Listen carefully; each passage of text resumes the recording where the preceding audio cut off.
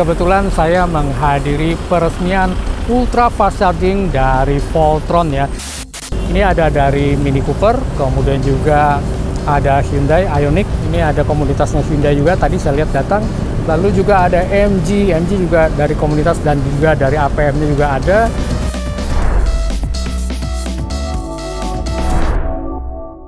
Hello, welcome back to channel Violik, channel yang membahas beragam hal tentang electric vehicle. Saya Ibeng. Episode kali ini kebetulan saya menghadiri peresmian ultra fast charging dari Voltron ya. Ini adalah perusahaan yang berkomitmen untuk membuat charging untuk kendaraan listrik ya. Kita pernah juga berbicara dengan CEO Voltron. Mungkin buat teman-teman yang belum lihat videonya, silakan lihat dulu di video-video sebelumnya ya.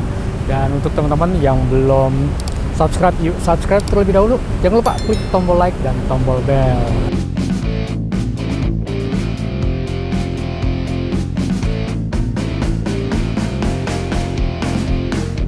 Nah ini, di belakang saya ini adalah mesin ultra fast chargingnya dari Voltron ya.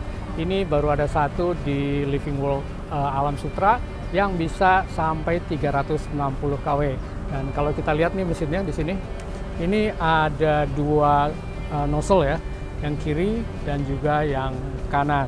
Yang kiri ini bisa maksimum sampai 360 kW ya. Kemudian yang sebelah kanan ini 120 kW.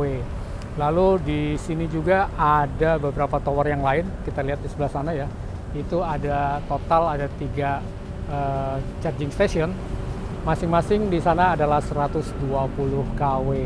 Jadi sebetulnya di sini Voltron sudah menyediakan ya maksimum sampai 360 kW, dan itu ada di salah satu yang chargernya ini di sebelah paling kiri ya. Ini ada modul towernya ya dari Voltron. Ini yang bertugas untuk membagi power dari charging station ini sehingga bisa rata ya. Sayangnya ya, saat ini belum banyak mobil listrik yang bisa sampai 360 kW. Walaupun demikian, Voltron sudah menyiapkan ya infrastrukturnya untuk somehow ada kendaraan listrik yang bisa mencapai 360 kW. Di sini ada beberapa contoh kendaraan listrik ya. Ini yang menghadiri peresmian dari Voltron Charging Station 360 kW ini. Ini ada dari Mini Cooper, kemudian juga ada Hyundai Ioniq. Ini ada komunitasnya Hyundai juga, tadi saya lihat datang. Lalu juga ada MG juga dari komunitas dan juga dari APM-nya juga ada. Kemudian juga ini ada Aletra ya.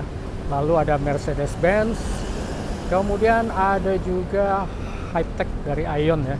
Nah, dari beberapa contoh mobil yang ada depan ini rata-rata maksimum bisa sampai 120 kW ya.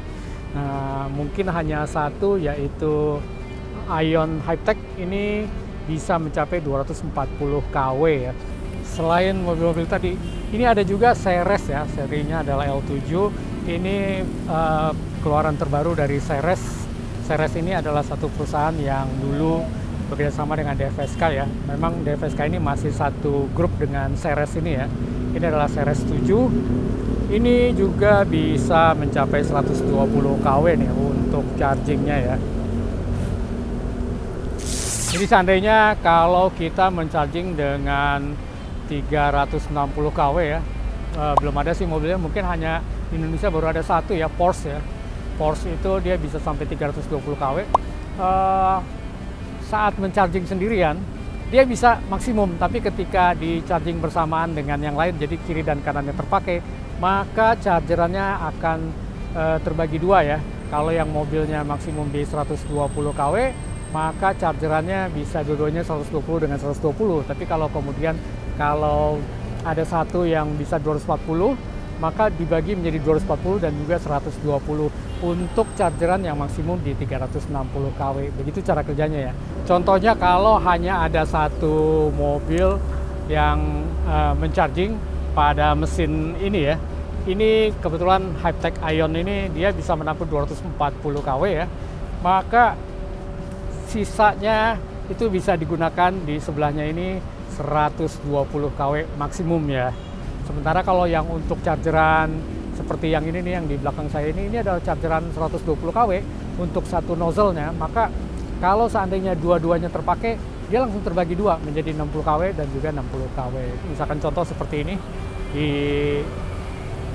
MG CyberSurge ini, dia sedang mencharging ini sendirian, maka dia bisa sampai maksimum 120 kW di mesin yang 120 kW ya. Tapi kalau seandainya di sebelahnya juga ada sama-sama sedang mencharging, maka kebagi dua ya, kebagi dua menjadi 60 kW dan 60 kW. Konektor yang digunakan pada mesin ini ya, itu adalah CCS2, jadi sangat common ya, sangat umum. Kita juga udah pernah ya mencoba untuk mencharging di chargernya Voltron ini di episode kita terdahulu, yaitu menggunakan mobil DFSK ya, Glora. Kemudian juga kita pernah juga mencharging untuk BYD M6 menggunakan Voltron juga. Jadi buat teman-teman yang mau lihat dulu kita episode pernah charging dengan menggunakan Voltron, lihat aja, cek di video-video kita sebelumnya. Buat teman-teman ya, sekedar mengingatkan saja bahwa tempat charging seperti ini adalah bukan tempat parkir. Artinya bahwa kendaraan listrik yang saat itu sedang charging boleh menggunakan area tersebut gitu. Tapi setelah full atau memang setelah sesuai dengan keinginan untuk chargingnya, silahkan pindahkan ke tempat lain. Kenapa? Karena Voltron mungkin untuk di akhir Februari ini itu akan mulai menerapkan denda ya untuk idle fee. Jadi artinya kalau seandainya kita charging kemudian kita tinggalkan begitu saja dan chargingnya sudah penuh gitu ya, maka akan dihitung denda selama idle tersebut gitu ya. Jadi memang berapa nilainya kita belum tahu informasinya, tapi yang jelas bahwa hal tersebut untuk meminimalisir orang hanya parkir di tempat chargeran. Jadi buat teman-teman, yuk bantu supaya lebih tertib. Kasihan teman-teman yang lain yang mau charging di tempat tersebut ya.